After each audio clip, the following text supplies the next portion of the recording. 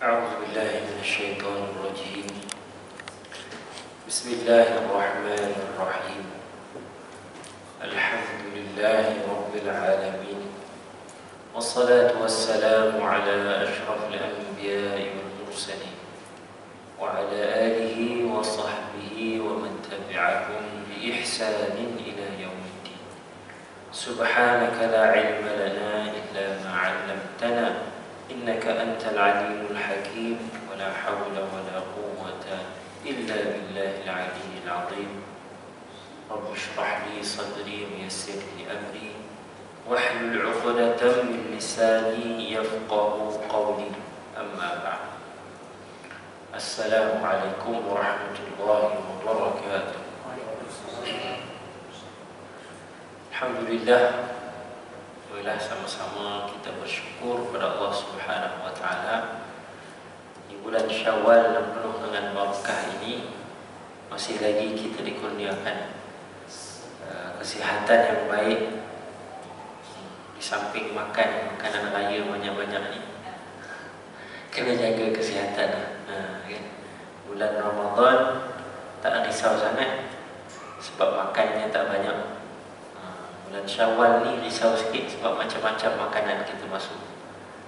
Jadi berpadalah dalam bab makan minum, khususnya di bulan Ramadan ini. Memang open house siang malam.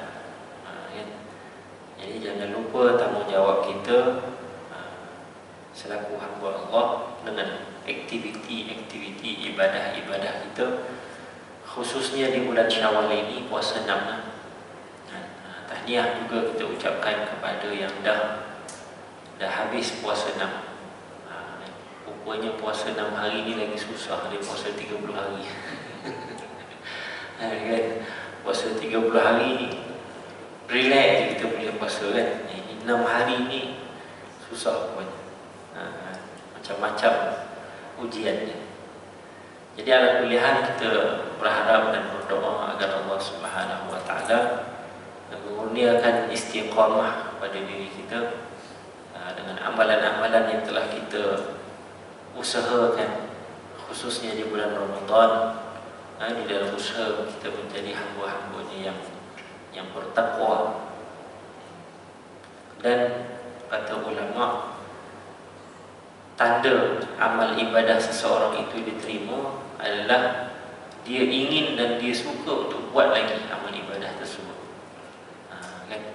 Jadi kalau kita nak tahu salah satu daripada tanda-tanda amal ibadah yang kita kerjakan di bulan Ramadan itu diterima, kita masih lagi terasa untuk meneruskan amal ibadah yang kita telah laksanakan di bulan Ramadan. Kan? Dengan puasa-puasa sunatnya, dengan baca Al-Qurannya, dengan berzikir dan sebagainya. Hari ini 23 Syawal. Kalau 23 Ramadan, rasa-rasa dah berapa juzuk dah kita. Ramadan, kalau 23 Ramadan, rasa-rasa hampir khatam Quran dah kita. Paling sikit pun 23 juzuk. Sekarang ni bermula 1 Syawal hingga 23 Syawal, berapa juzuk dah kita ada? Berapa juzuk dah kita dah baca? Jadi ini muhasabah untuk kita bersama. Kan?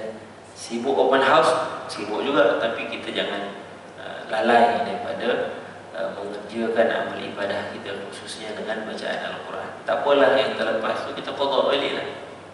Pulut baca balik. Bagi konsisten. Sebulan khatam sekali, alhamdulillah.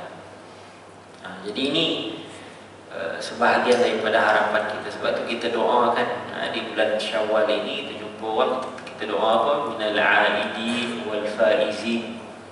Kita doa agar kita semua menjadi orang yang sentiasa kembali ke pangkal jalan. Kita katakan orang yang sentiasa ingin kembali ke pangkal jalan, kembali kepada fitrah, kembali kepada Allah.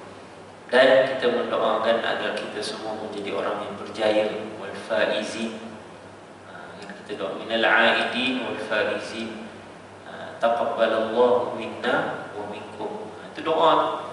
Jadi Jadi di samping kita ziarahi, kita doa, saling-saling mendoakan agar Allah Ta'ala menerima segala amal ibadah kita dan memberikan kita kekuatan untuk meneruskan lagi ibadah tersebut, insya-Allah.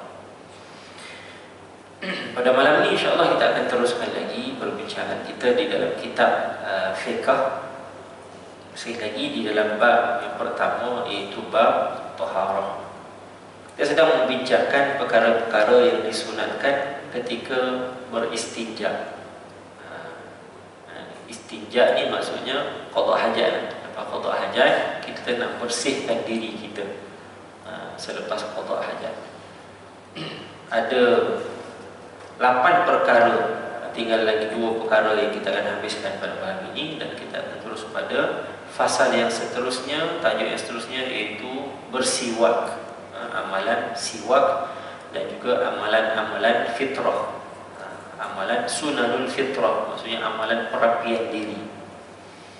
Baik, sunnah istinja yang ke-7, kata pengarang, disunatkan beristinja dengan tangan kiri.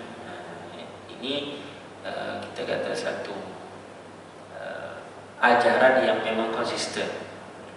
Belah kanan untuk memuliakan, dan banyak anggota kanan untuk benda-benda yang mulia, dan banyak anggota kiri untuk perkara-perkara yang kotor.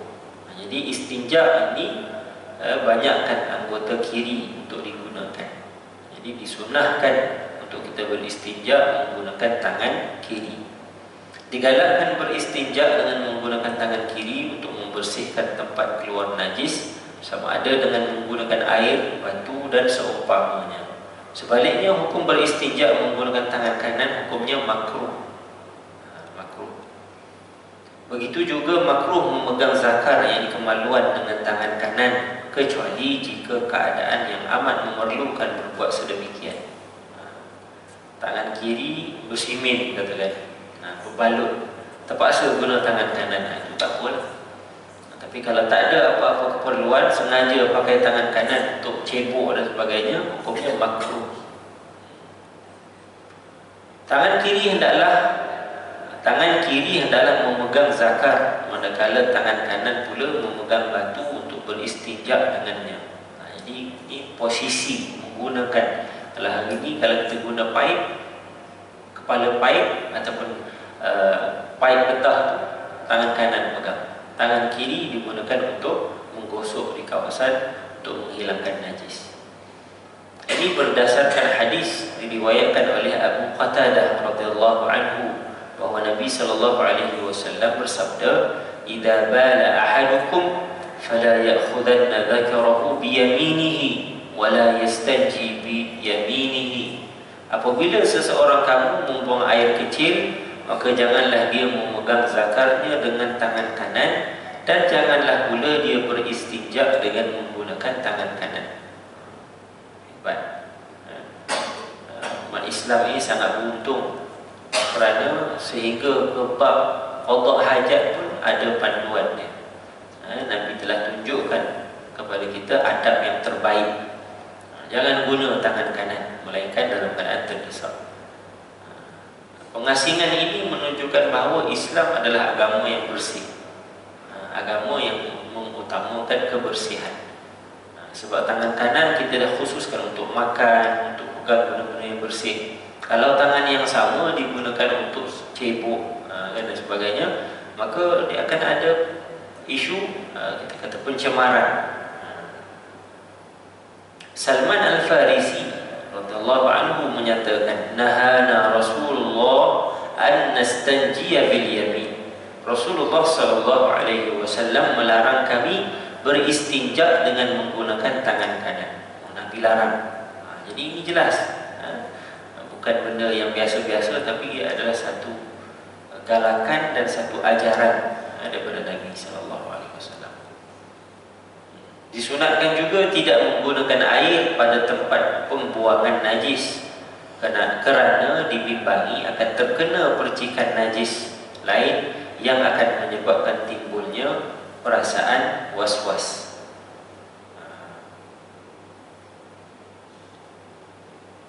Biasanya kalau sekarang ni tak berlaku lah di tempat kita, sebab kita dah ada tempat saluran mangkuk tandas, tak kira yang qada hajat dalam keadaan cangkung ataupun duduk, tandas duduk ataupun tandas cangkung, dia dah ada tempat saluran tempat qada hajat, jadi najis tu terus pergi ke tempat dia. Yang dimaksudkan di sini, kalau memang kalau orang zaman dulu kan dia tak ada saluran itu, jadi apabila qada hajat, di situ juga kita menggunakan air basuh, dikhawatiri air yang kita basuh itu jatuh terkena najis dan dia terpercik kena balik pada pakaian, pada tubuh badan, maka dia menyebabkan kita akan timbul rasa was-was, terasa macam kena air, rupanya air itu air najis. Baik, habis yang ke-7. Yang terakhir, dilarang daripada melakukan perkara yang tidak berfaedah. Tengah qada hajat ni, antara sunnahnya adalah elakkan buat benda yang tak berfaedah. Apa dia? Adalah disunatkan tidak melakukan perkara lain yang tidak memberi sebarang faedah, seperti melihat kemaluan, tidak melihat najis yang keluar, tidak memandang ke langit, tidak bermain-main dengan tangan, serta tidak menoleh ke arah kanan dan kiri. Maksudnya qada hajat ni bukan tempat kita melepak, kena cepat-cepat. Adab masuk tandas untuk qada hajat, habis tu cepat-cepat keluar. Tak adalah kita mencari-cari poin untuk kita berlama-lama ke dalam tandas. Dan masuk dalam tandas lah, nak bawa handphone lah, nak bawa surat khabar lah, nak baca dalam tandas, kononnya mengisi masa lapang. Dan elok-elok boleh qada hajat selesai dalam beberapa minit, disebabkan bawa masuk surat khabar, bawa masuk handphone, scroll Facebook tu kan, dah siap pun daripada qada hajat, tapi handphone tu duduk scroll, membuatkan kita duduk lama ke dalam tandas. Jadi ini benda yang sia-sia. Jadi dimakruhkan, tidak digalakkan. Baik, habis berkenaan dengan istinja. Kita masuk pada fasal yang seterusnya, iaitu berkenaan dengan as-siwak. Menarik perbincangan yang kita juga sentiasa lakukan setiap hari, iaitu bersugi ataupun berus gigi lah, gosok gigi. Perkataan as-siwak dari segi bahasa Arab bermaksud ad-dalq. Ad-dalqu ni maksudnya perbuatan kita menggosok. Gosok tangan pun dipanggil ad-dalq. Ad-dalqu. Kita gosok gigi pun dinamakan ad-dalq. Jadi as-siwak adalah alat menggosok, iaitu sejenis alat yang digunakan untuk menggosok gigi. Di asalnya siwak perbuatan menggosok, dan siwak itu sendiri nama kepada benda yang digunakan untuk menggosok gigi. Sejenis kayu yang digunakan untuk bersiwak, bukan miswak.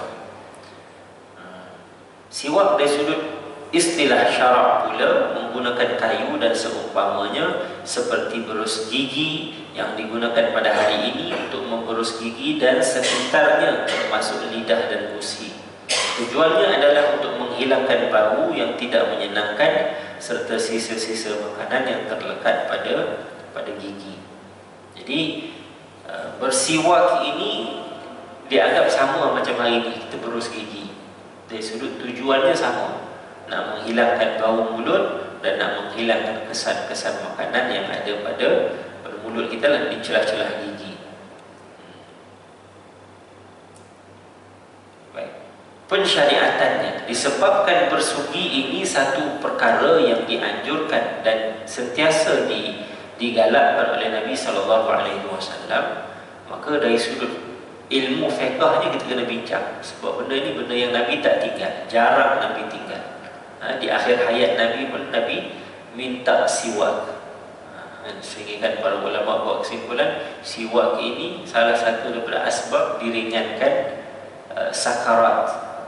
sakaratil maut. Maksudnya ketika kita dah didatangi, dah nazak tu, sakarat tu, rasa sakit nak mati tu, boleh diringankan sedikit dengan siwak. Ini kesimpulan para ulama lah. Sebab ketika Nabi dalam keadaan nazak tu, Nabi minta nak siwak.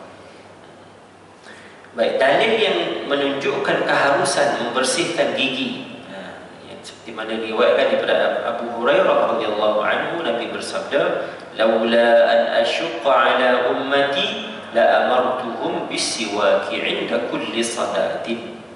Jika sekiranya tidak menjadikan keberatan ke atas umatku, nescaya aku akan perintahkan mereka bersugi setiap kali ingin solat.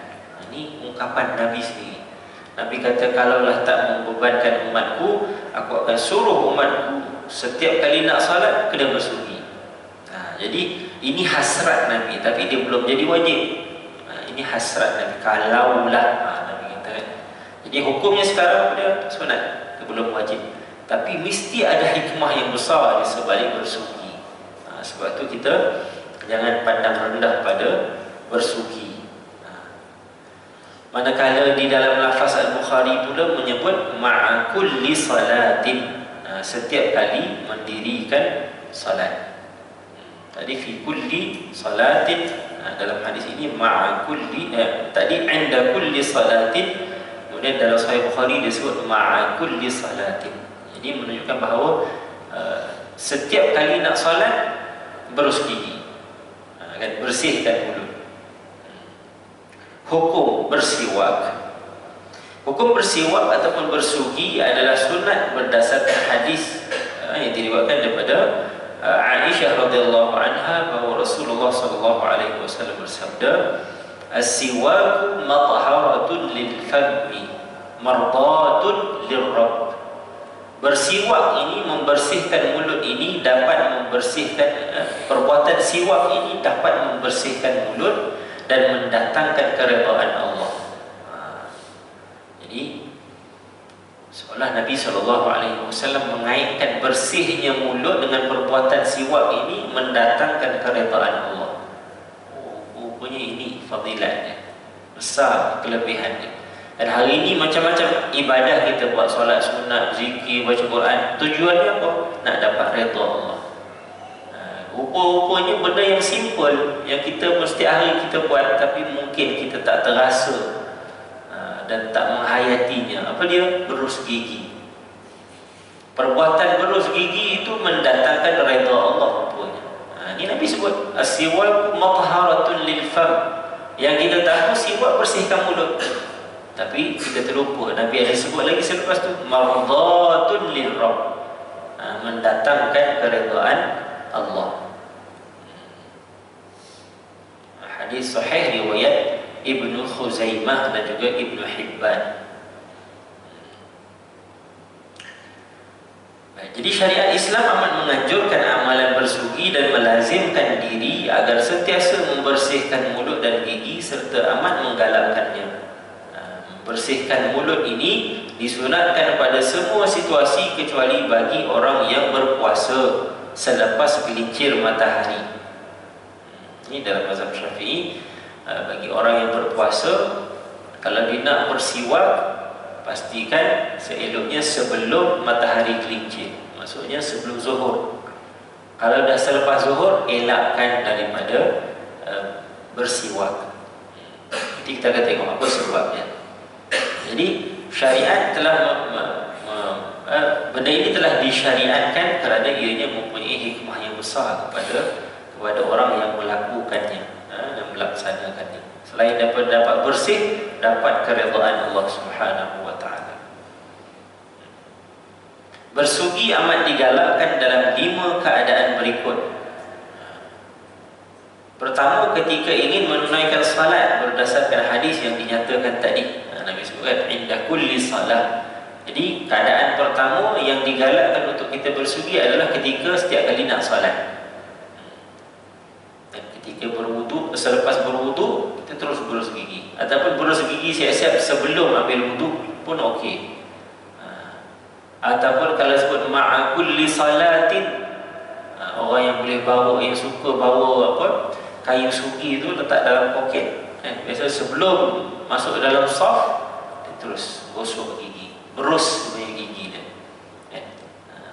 Kadang apabila kita sebut berus gigi ni ketika nak salat, sebab kita fikir kita mengamalkan sunnah, kan, nak dapat pahala. Kalau nak bersihkan nak betul-betul nak bersihkan. Tak ada yang kita nak biarkan mulut kita berkeladak gitu kan. Tak nak masuk solat baru kita datang keluarkan kayu sugi kita berus, tak adanya. Sebelum datang lagi kita dah berus gigi siap-siap kat rumah. Kan? Apabila nak solat, keluarkan kayu sugi, buat isyarat, letak dekat gigi. Kan? Kita gosok-gosok, buat isyarat. Sebab apa? Sebab nak dapatkan fadilat Nabi sebut ni ma'a kulli salatin. Kan? Dalam riwayat yang lain disebut inda kulli wudu'in, setiap kali berwudu. Setiap kali wudu nak solat tu berus gigi siap-siap. Ada lafaz yang menyebut setiap kali nak solat. Jadi kita nak orang yang berebut nak dapatkan fadilat ini, waktu dia berwudu pun dia dah berus gigi, waktu dia nak masuk dalam solat pun dia still keluarkan sugi berus. Jadi orang yang dapat buat sedemikian, istiqamah dengan amalan sekian, yang kita pelekehkan dia. Dia telah mengamalkan sunnah Nabi SAW. Kan kalau apa benda ni, kan time masuk dalam saf lah, dia nak keluarkan kayu sugi, nak berus gigi. Ni Nabi sebut ma'akulli salatin, setiap kali nak solat. Jadi dia beramal dengan sunnah Nabi SAW. Cuma kena jaga kebersihan lah. Kayu sugi yang dikeluarkan tu bukannya kayu sugi yang tak pernah dibasuh-basuh. Kan keluar je kawan sebelah dah bau dah dia punya kayu sugi tu kan. Kena bersih lah. Yang kedua, ketika ingin berwudu, ini kita sebut sebab ada hadis lain Nabi sebut inda kulli wudu'in. Di dalam riwayat Imam Ahmad disebut setiap kali nak berwudu.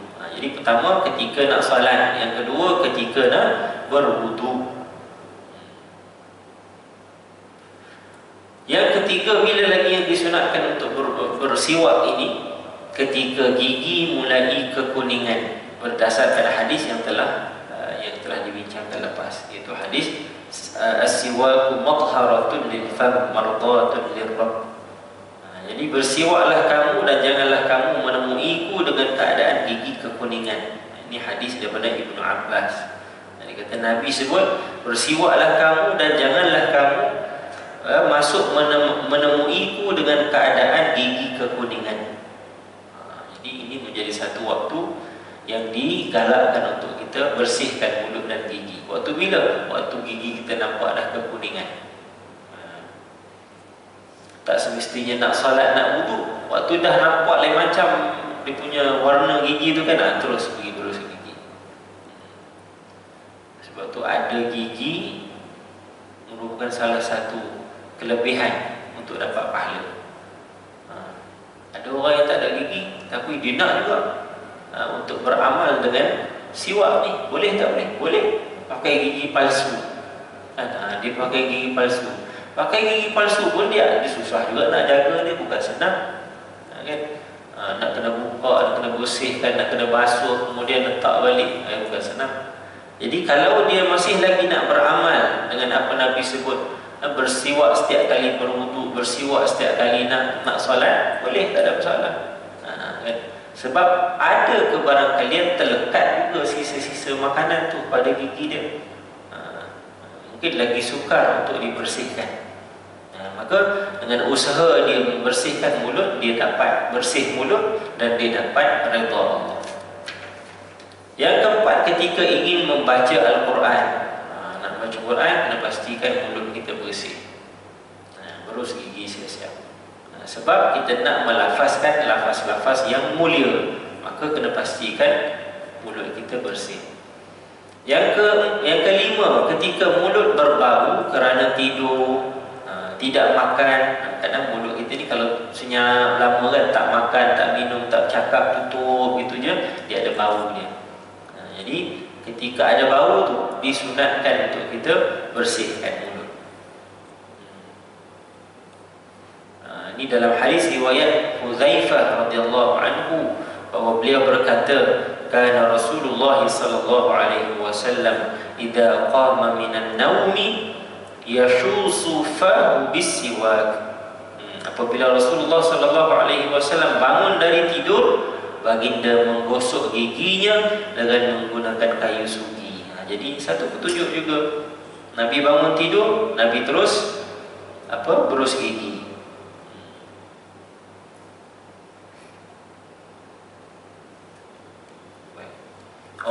sedang tidur mulutnya tertutup dan ia akan menyebabkan keluar bau yang tidak menyenangkan. Oleh itu disunatkan memberus gigi setiap kali bau mulut berubah.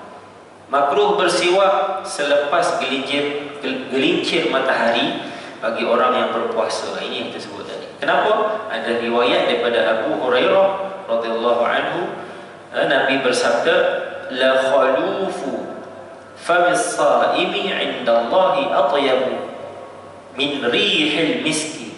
Sesungguhnya bau mulut orang yang berpuasa lebih harum di sisi Allah daripada bau kasturi.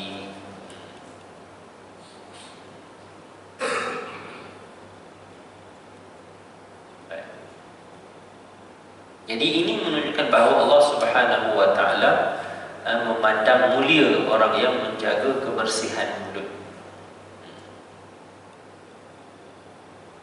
Jadi bagi mazhab Syafi'i, apabila kita melihat kenapa hukumnya makruh gosok gigi selepas zuhur, kerana kita telah menghilangkan sesuatu yang Allah Subhanahu wa taala kata benda tu bagus. Apa dia? Bau mulut orang yang berpuasa.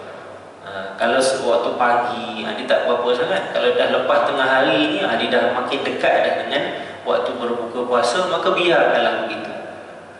Kalau kita tak ada keperluan lah, tak ada keperluan ini, ada keperluan nak bincang dengan orang dan nak pergi jumpa dengan orang, ketika itu tak apalah, beruslah gigi, bersihkan mulut. Kebaikan bersugi. Bersiwak ataupun bersugi, membersihkan gigi ini mempunyai kebaikan yang banyak, dan di antaranya ia dapat membersihkan mulut, memutihkan gigi, menambahkan kesedapan rasa semasa makan, mengukuhkan tulang belakang, menguatkan gusi, melambatkan uban dan memperelokkan kejadian. Ini antara hikmah-hikmah yang boleh dikaji dan boleh kita rasalah, boleh dirasai dia punya kebaikannya. Kadang berus gigi mata jadi cerah, kan tengah ngantuk bangun pagi kan, pergi berus gigi dulu mata jadi cerah. Itu kelebihan dia. Di samping itu juga ia mampu mencerdaskan akal, mendatangkan keredaan Allah dan memperbanyakkan ganjaran pahala. Yang penting pahala. Buat setiap hari rutin kita bangun berus gigi, Tapi adakah di situ kita telah kita niat untuk mengamalkan sunnah Nabi dan kita dapat pahala? Memudahkan roh keluar serta memudahkan menyebut ucapan syahadah ketika hampir meninggal dunia. Ini yang kita sebut. Ini disebut, dinakalkan daripada kitab Mughnil Muhtaj. Kerana apa? Kerana peristiwa itu ditunjukkan sendiri di dalam kehidupan Nabi SAW. Nabi minta sugi, dan sugi itu dilembutkan oleh Sayyidatina Aisyah. Sayyidatina Aisyah gigit-gigit dulu kayu sugi itu supaya dia lembut sikit, barulah diberikan kepada Nabi SAW. Oleh demikian, para doktor telah menasihatkan supaya menggunakan siwak untuk mengelakkan gigi reput dan menjadi buruk, selain dapat membuang kekuningan gigi dan lapisan kekotoran plak di bawah gigi. Dicampur lagi dengan hari ini makanan macam-macam kan, lemak tak lemak, coklat tak coklat. Jadi kalau lepas makan tak bersihkan cepat-cepat, jadi jangka hayat gigi itu jadi singkat kan? Sakit gigi, dah sakit gigi, lubang gigi, kena cabut gigi, sudah. Kesannya apa? Kesannya baca Quran pun tak berapa nak betul.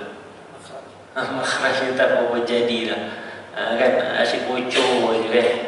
Sebut huruf-huruf yang nak kena tahan huruf ni dah tak boleh dah. Kan sok terlepas saja sok kan. Sebab apa? Gigi tak ada. Jadi alhamdulillah kalau masih lagi ada gigi, Allah Ta'ala beri lagi nikmat untuk kita baca Quran dengan betul. Bukan nak kata orang tak ada gigi tak boleh baca Quran lah. Tak, masih lagi boleh baca Quran kan, pakai gigi palsu boleh baca Quran. Ada orang sanggup tanam gigi dengan tujuan nak baca Quran dengan betul. Kos mahal lah.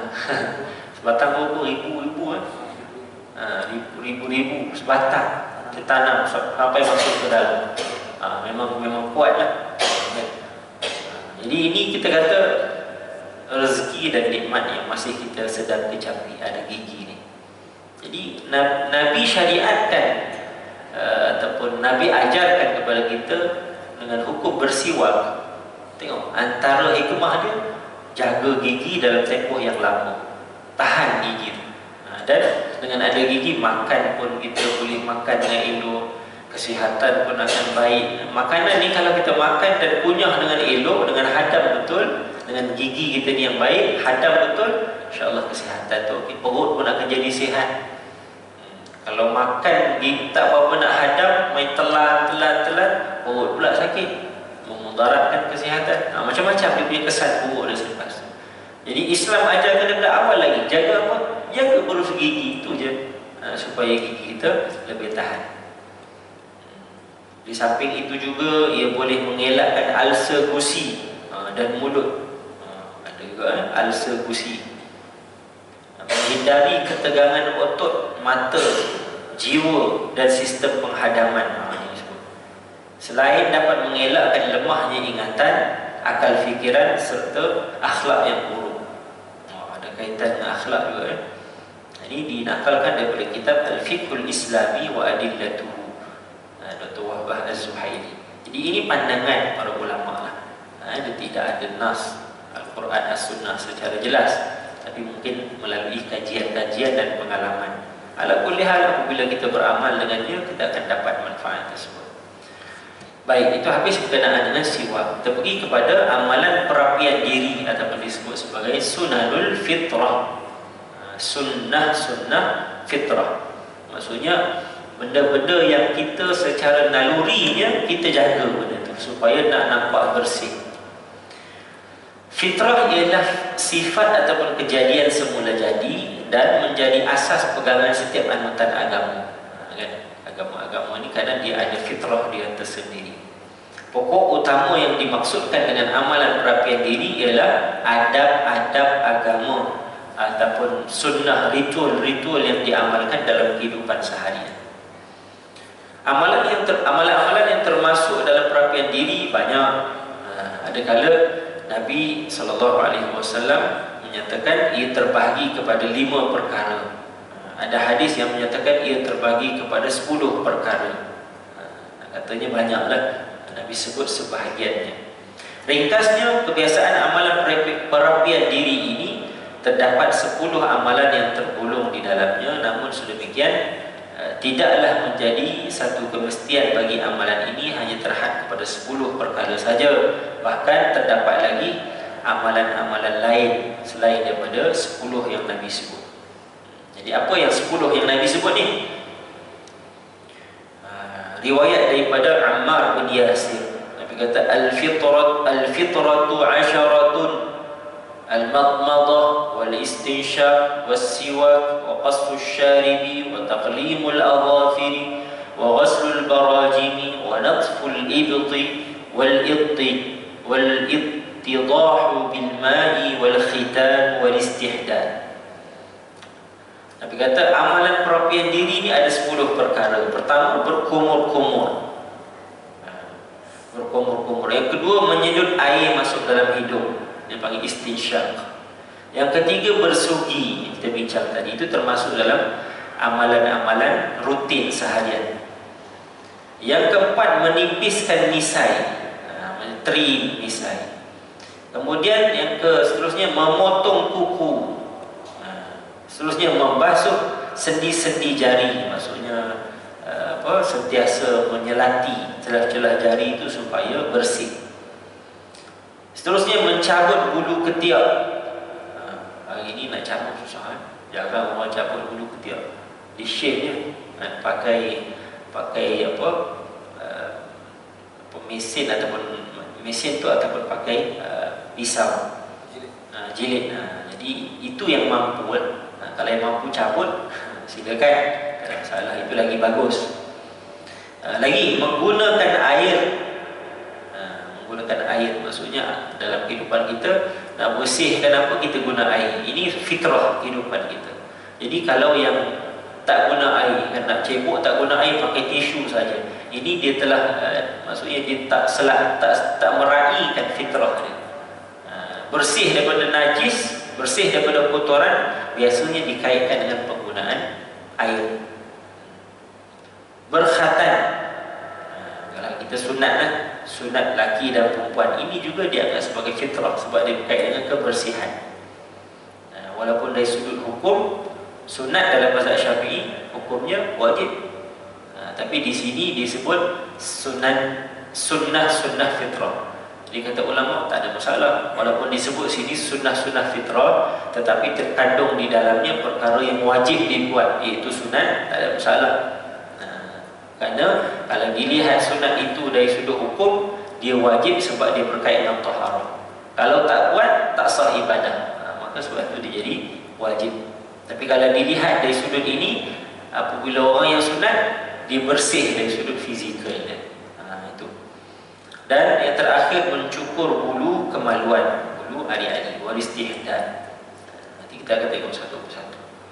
Dan riwayat daripada Aisyah radhiyallahu anha, dia berkata Nabi sallallahu alaihi wasallam bersabda, "Ashrun minal fitrati." Lebih kurang sama juga. Nabi kata ada 10 amalan fitrah. Bermula dengan apa? Menipiskan misai, membiarkan janggut panjang, bersugi. Di sedikit ada perbezaan. Pertama sekali Nabi sebut nipiskan misai, biarkan janggut panjang, bersugi, sedut air masuk dalam hidung, memotong kuku, membasuh sendi-sendi jari, mencabut bulu ketiak, mencukur bulu kemaluan, dan berkurang dalam penggunaan air. Maksudnya guna air secara cermat. Ini berapa ni? 1, 2, 3, 4, 5, 6, 7, 8, 9. Tak cukup ya? Ada 10 perkara yang termasuk menipiskan misai, qassus syarib, i'fa'ul liha, siwak, istinsyaq, qassul azfar, ghaslul barajimi, natful ibti, halqul 'anati, wa intiqasul ma'i, menggunakan air. Kemudian berkata periwayat hadis ini, iaitu Mus'ab bin Syaibah, nasitul 'ashirah, yang ke-10, nasitul 'ashirah illa an takuna al-madmadah. Dia kata aku lupa yang ke-10, tidak lain tidak bukan yang ke-10 itu adalah madmadah, komo air dalam mulut. Jadi yang disebut di dalam hadis yang di atas itu kata masuk air dalam hidung, ditambah lagi satu untuk cukupkan 10, iaitu berkomor-komor di mulut. Jadi berkata Imam An-Nawawi, bagi yang ke-10 boleh jadi ia adalah khitan dan ia adalah lebih utama. Jadi benda ini ada khilaf, nak menunjukkan bahawa yang disebut sebagai 10 sunat fitrah itu boleh jadi lebih lagi dari itu. Kan? Baik. Dan di dalam riwayat lain Nabi kata ada 5, al-fitratu khamsun, al-khitan wal istihdad wa qassus syarib wa taqlimul azafir wa natful ibti. Apakah yang 5 tu? Berkhatan, mencukur bulu ari-ari, mencukur misai, memotong kuku, dan mencabut bulu ketiak. Jadi ini kita susun balik, kita tengok balik, kita bincang satu persatu. Bermula daripada berkumur-kumur. Yang ni kumur-kumur masuk air dalam mulut lah, menggunakan air, dan ini telah kita bincang di dalam bab wuduk sebelum ni. Kaifiatnya sama ya, masuk air dalam mulut, kemudian keluarkan balik. Dan yang kedua adalah menyedut air masuk dalam hidung, dinamakan istinsyaq. Dan ini juga kita telah bincangkan di dalam bab wuduk sebelum ni, kan? Dalam bab wuduk yang itu kita bincang sama ada kaifiatnya masuk menggunakan satu cedokan air secara berasingan. Satu masuk dalam mulut, komu-komu keluarkan, ambil lagi air baru masuk dalam hidung, keluarkan pakai tangan kiri. Ataupun ada kaifiat yang disebut dalam hadis, ambil satu cedokan air, masukkan ke mulut dan masukkan ke hidung, menggunakan cedokan air yang sama. Ini sukar sikit. Jarang-jarang orang boleh buat. Tapi kalau biasa buat boleh, kan? Pakai satu tangan je, tak boleh pakai dua. Pakai satu tangan pun boleh. Tapi kita jangan bayangkan masukkan air satu botol dalam mulut banyak sangat. Sikit je. Sunnahnya masukkan air sikit dalam mulut dan selebihnya masuk dalam hidung. Cuma jangan tertukar, masukkan air dalam mulut, kemudian keluar balik air dalam mulut, masuk dalam hidung. Itu jam. Itu jam. Sepatutnya air yang berbeza, masuk air dalam mulut dan pakinya masuk dalam hidung. Belum masuk betul kan? Kemudian bersugi. Ini pun kita dah bincang tadi berkenaan dengan bersugi dan kaifiat dia. Kita pergi pada yang keempat, menipiskan misai. Ini kita tak bincang lagi. Amalan menipiskan misai adalah galakan berdasarkan dua hadis yang disebutkan sebentar tadi dan sebuah hadis yang lain yang diriwayatkan oleh Zaid bin Arqam radhiyallahu anhu. Beliau berkata dan Nabi bersabda, "Man lam ya'khudh min syaribihi falaysa minna." Nabi kata, siapa yang tak menipiskan misainya, dia bukanlah dari kalangan kami. Maksudnya ada misai, jangan biarkan serabai panjang sampai tutup mulut. Kan? Orang Yahudi tengok dia punya misai dia, nampak memang trademark dia akan biarkan panjang sampai bergulung ke tepi. Itu trademark Yahudi. Jadi Nabi nak umat Islam totally berbeza dengan umat-umat agama lain. Jadi ada misai boleh, tak ada masalah, memang boleh kita ada misai, tapi trim elok-elok, biar nipis, biar nampak kemas. Tahapnya tahap bila? Tahap yang tak melebihi bibir. Kalau dah melebihi bibir, tutup bibir tu kan, minum air susu, habis nampak putih, dekat apa? Dekat misai tu kan. So nampak tak elok lah. Maka kena nipiskan. Kaedah menipiskan misai ialah dengan mengguntingnya sehingga kelihatan bahagian kulit atas bibir. Maksudnya biar nampak bibir. Gunting bagi trim elok.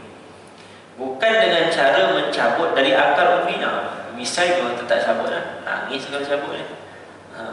Atau mencukur dengan licinnya. Boleh.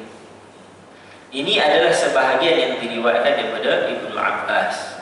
Jadi yang seeloknya nipiskan, gunting supaya nipis, bukannya cabut. Karena Nabi sallallahu alaihi wasallam yaqussu aw ya'khudhu min syaribihi wa kana Ibrahim Khalilur Rahman yaf'aluhu. Nabi sallallahu alaihi wasallam menggunting ataupun menipiskan misai dan baginda memberitahu bahawa Nabi Ibrahim alaihi salam juga menipiskan misainya. Nabi sentiasa bawa satu ajaran yang tak jauh daripada amalan Nabi Ibrahim AS. Hatta dalam bab bersunat sekalipun, Nabi beritahu kita ikut apa yang Nabi Ibrahim pernah buat. Nabi Ibrahim juga bersunat, kita pun umat yang ikut sekali bersunat. Hadis yang lain juga memberi maksud yang sama, iaitu dengan lafaz ahful syaribi wa'ful liha. Ataupun hadis lain menyebut juzzu syawaribi, juzzu asyawarib, ataupun dalam lafaz lain sebut anhiku asyawarib. Jadi lafaz-lafaz ini semua merujuk kepada pendekkan misai, hingga nampak bibir dan mulut. Jangan nampak tutup bibir. Bercakap pun kita tak tahu siapa yang bercakap. Sebab apa? Tak nampak bibir ni bergerak. Sebab apa? Misai tutup bibir semua. Itu tak. Disunatkan ketika menipiskan misai, memulakannya di bahagian kanan terlebih dahulu. Tiada had masa ataupun tempoh untuk memotongnya, akan tetapi dilihat dari segi panjangnya. Kalau dah panjang tu potonglah. Tak perlu nak tunggu hari Jumaat ke apa baru nak shave kan. Tak perlu. Kalau dah panjang tu shave saja. Mula belah kanan dulu. Apabila dia mulai panjang, maka perlulah dinipiskan. Seseorang itu diberi pilihan sama ada menipiskannya sendiri ataupun meminta orang lain menipiskannya. Boleh, tak ada masalah. Di kedai minta di shave kan, boleh. Memelihara janggut.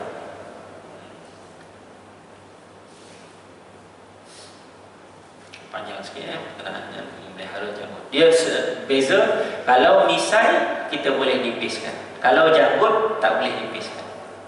Itu sunnah. Janggut dibiarkan panjang, cuma trim elok-elok. Maksudnya trim tu tak adalah kalau yang macam orang Arab punya style kan, dia punya janggut dia bersambung dengan jambang tepi ni kan. Naik gitu kan, kembang besar. Jangan biarkan macam tu, jadi nampak berserabai sangat. So kita trim elok kan, bagi nampak ada kalau putih rambut tu kan, dia shave sikit supaya nampak betul, nampak smart kan. Dan sebagai ulama kata tak boleh licinkan janggut. Dia punya shave tu bagi licin, tak nampak ada janggut. Itu merupakan satu larangan. Berbeza dengan misai. Misai boleh potong nipis gitu, tapi janggut tak boleh, biarkan. Dan disebut juga dalam kitab-kitab lain, sunnahnya kalau panjang sangat, letak satu ni, pegang dengan satu tangan ni kan, yang mana lebih daripada satu genggam, potong. Itu yang diajarkan. Galakannya, potong yang nak tahu panjang tu tahap mana yang kita digalakkan, pegang satu genggam, selebihnya potong. Kalau lebih tu, lebih sangat lah tu, sampai tutup leher semua kan.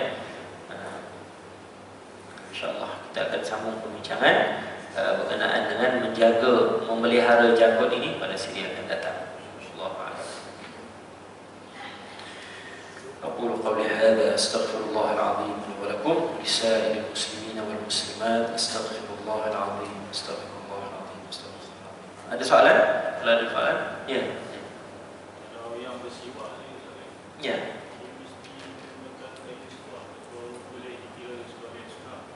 Tak. Memang dia dikira berus gigi juga mengambil maqasid yang sama, tujuan yang sama dan dapat pahala yang sama.